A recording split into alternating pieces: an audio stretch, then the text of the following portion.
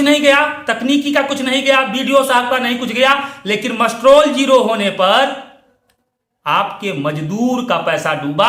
और 30 साल पहले जो प्रधानों की छवि थी ग्राम पंचायतों में, सम्मान था, विचार करिए, रह गया है? नहीं। कहता है कि आप जॉब कार्ड बनाएंगे, उस पर जो फोटो लगेगा, जो फोटोकॉपी पे खर्च आएगा वो श्रमिक नहीं देगा, आप दोगे। कार्यस्थल पर सुविधाएं आप उपलब्ध कराओगे, किस पैसे से? तो मेरा उत्तर है मनरेगा के प्रशासनिक मद से। वह मद कितना होता है? 6% होता है। अब आप विचार करो, 4 वर्षों में अगर आपने 50 लाख का मनरेगा का काम किया होगा तो आपके हिस्से प्रशासनिक मद जानते हैं कितना आता है? 5 छक्का 30, 3 लाख रुपए। वो 3 लाख क्या आपको मिले? इन 19 मनरेगा मजदूर संघ के राष्ट्रीय अध्यक्ष अंबिका प्रसाद अब उत्तर प्रदेश सरकार के साथ ही भारत सरकार को भी घेरने का काम शुरू कर दिया है। उन्होंने एक वीडियो जारी किया है जिसमें स्पष्ट रूप से कहा है कि प्रधानों को उनके अधिकार के बारे में उन्हें जागरूक कर रहे हैं और प्रधानों को उनका अधिकार नहीं मिल पा रहा है। बात करें मनरेगा मजदूर संघ की, तो मनरेगा मजदूर जो है इनमें काफी भ्रांतियां व्याप्त हैं। जिस उद्देश्य से सरकार ने बनाया था, अधिकारी इसको पूरी तरह से खत्म करने पे तुले हुए हैं।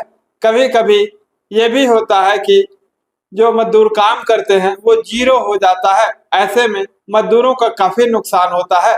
इसी सब बातों को लेकर के मनरेगा मजदूर संघ के राष्ट्रीय अध्यक्ष अंबिका प्रसाद ने अपना एक वीडियो जारी किया है जिसमें उत्तर प्रदेश के समस्त ग्राम प्रधानों का आह्वान किया है कि आप लोग आइए और अपने अधिकार के प्रति जागरूक होइए।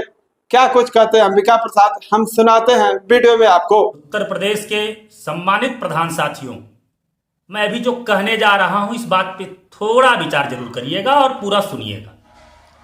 क्या आपको नहीं लगता कि सरकार ने पंचायती सशक्तिकरण का जो वादा किया है उसको ग्राम विकास विभाग और पंचायती राज विभाग पूरा नहीं कर रहे हैं?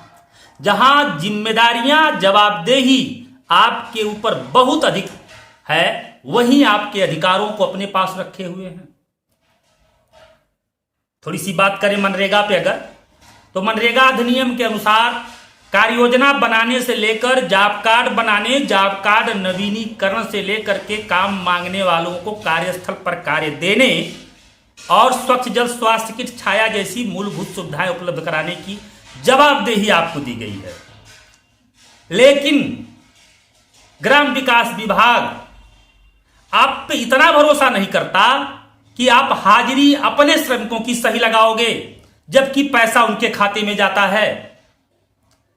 उन्हें आप पर हाजिरी सही लगाने का भरोसा नहीं है और वो श्रमिक आपके काम आपसे मांगते हैं, आशा भी पैसे की आपसे करते हैं। लेकिन ऑनलाइन हाजिरी की व्यवस्था बना दी गई। रोजगार सेवक पर भी ईमानदारी की भरोसा नहीं है ग्राम विकास विभाग और पंचायती राज विभाग को। हद तो तब हो गई जब ऑनलाइन हाजिरी के बाद ऑनलाइन एमबी की व्यवस्था कर दी गई। अधिनियम कहता है कि आपके यहां श्रमिक काम किए और मस्टोल पूरा होने पे 1 हफ्ते में उनको पैसा मिल जाना चाहिए, लेकिन 3 दिन में अगर ऑनलाइन एमबी नहीं हुई तो NIC.com का जो सॉफ्टवेयर है उसे ऑटोमेटिकली डेड कर देता है, सस्पेंड कर देता है। जेई साहब का कुछ नहीं गया, तकनीकी का कुछ नहीं गया, बीडीओ साहब का नहीं कुछ गया, लेकिन मस्ट्रोल जीरो होने पर आपके मजदूर का पैसा डूबा। और वह इतना नहीं जानता, वह आपके दरवाजे पे आता है और अपनी मजदूरी मांगता, और जितनी बार आता है उतनी बार आप जलील होते हो। अंतोगत्वा जब आप पैसा नहीं दे पाते हो तो बिना गलती के आप अपने गांव में चोर सिद्ध हो जाते हो। आज के 30 साल पहले जो प्रधानों की छवि थी ग्राम पंचायतों में, सम्मान था, विचार करिए, रह गया है? नहीं रह गया है। दूसरी बात, अधिनियम कहता है कि आप जॉब कार्ड बनाएंगे, उस पर जो फोटो लगेगा, जो फोटोकॉपी पे खर्च आएगा वो श्रमिक नहीं देगा, आप दोगे। कार्यस्थल पर सुविधाएं आप उपलब्ध कराओगे, किस पैसे से? तो मेरा उत्तर है मनरेगा के प्रशासनिक मद से।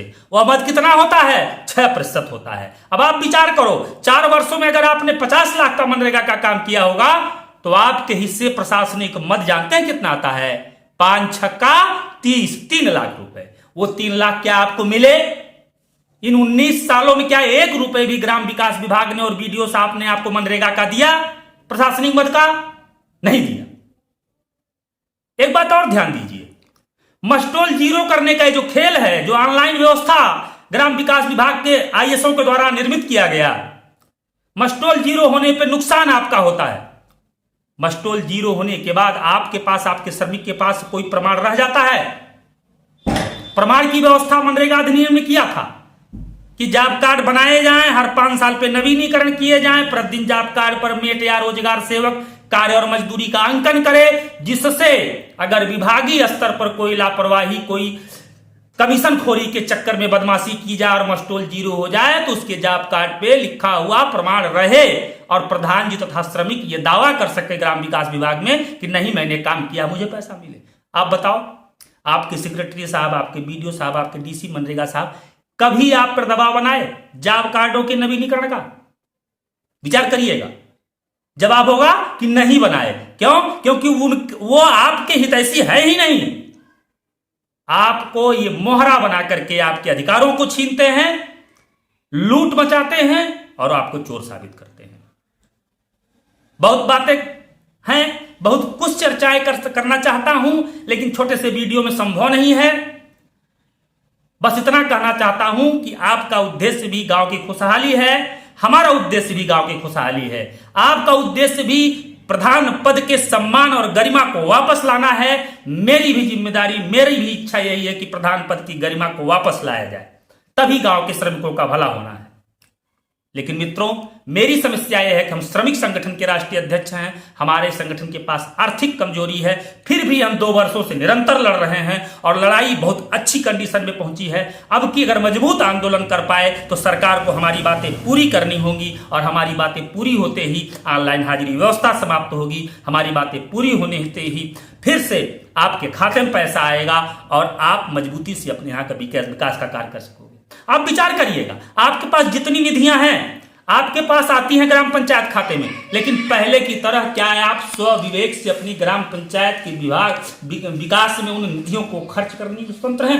अगर आपका मन कहे कि नहीं स्वतंत्र हैं तो आइए जुड़िए, मनरेगा मजदूर संघ के साथ जुड़िए, अपने प्रांतीय प्रतिनिधियों से कहिए कि हम लोगों को आह्वान करें। हमारी मनरेगा मजदूर संघ की टीम उनके साथ बैठेगी और भी चर्चाएं करेगी।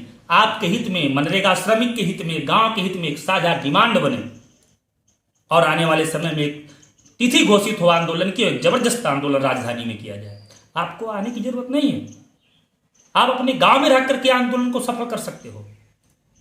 कैसे कर सकते हो ये बैठक के दौरान बताया जा सकता है। आप ये समझो, मनरेगा मजदूर संघ आपके हित में काम कर रहा है, आपके गांव के हित में काम कर रहा है, लेकिन दिक्कत यह बन रही है कि भयवश और इन अधिकारियों के मोटिवेशन के कारण आप मनरेगा मजदूर संघ का सहयोग नहीं कर पा रहे हैं। अपने गांव के श्रमिकों को मनरेगा मजदूर संघ से जुड़ने के लिए प्रेरित नहीं कर पा रहे हैं। मनरेगा मजदूर संघ के आंदोलनों में अपने गांव के श्रमिकों को जाने के लिए प्रेरित नहीं कर पा रहे हैं। यहां तक कि जहां संगठन मजबूत है जिस ग्राम पंचायत में, वहां आप लोग नादानीवश उन्हें अनावश्यक संगठन के विरुद्ध भी बरगलाने का प्रयास करते हैं। यह उसी तरह से प्रयास है जिस तरह से खुद के पैर पे कुल्हाड़ी